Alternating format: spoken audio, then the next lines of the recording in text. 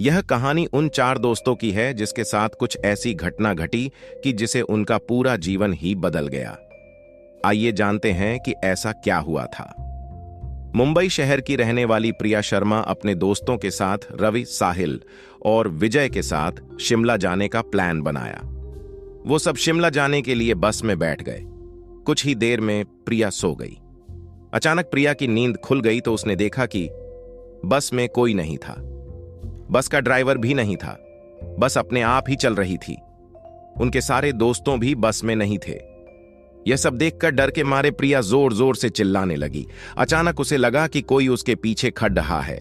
जब उसने पीछे मुद्दा कर देखा तो वहां एक स्त्री बैठी हुई थी। उस स्त्री का चेहरा जला हुआ था। ऐसा लग रहा था कि किसने उसके चेहरे पर एसिड फेंका हो। ऐसा भयंकर चेहरा देखकर प्रिया ने चिल्लाना शुरू कर दिया, बचाओ, बचाओ, बचाओ।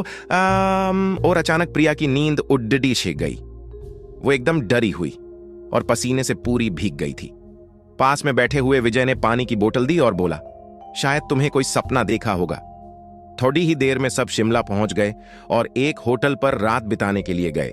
दूसरे दिन वो सब साथ में मिलकर होटल के पास वाले पहाड़घाट पे घूमने जाने का नक्की किया। करीबन आधे घंटे में वो सब पहाड़घाट की सबसे ऊंची शिखर पर पहुंच गए।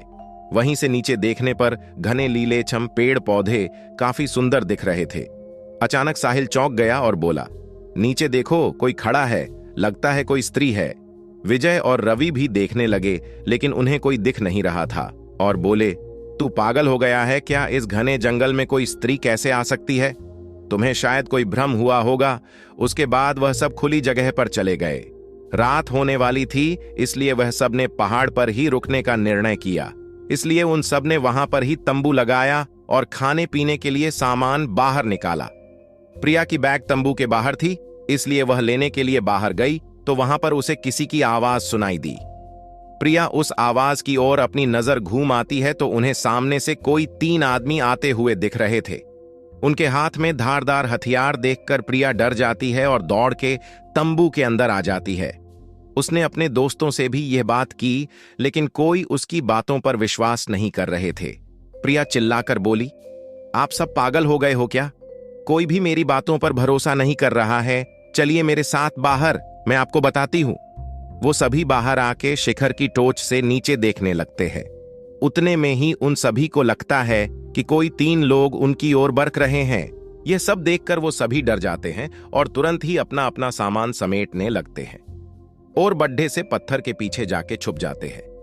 थोड़ी ही देर में वो सब ऊपर आ जाते हैं। प्रिया देख रही है कि उनके हाथ, पैर और सिर आम आदमी जैसे बिल्कुल नहीं थे।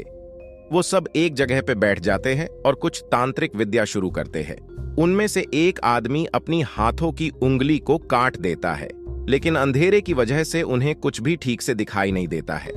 अचानक उन चारों ने देखा कि एक औरत उन आदमियों के बीच में आके लेट जाती है।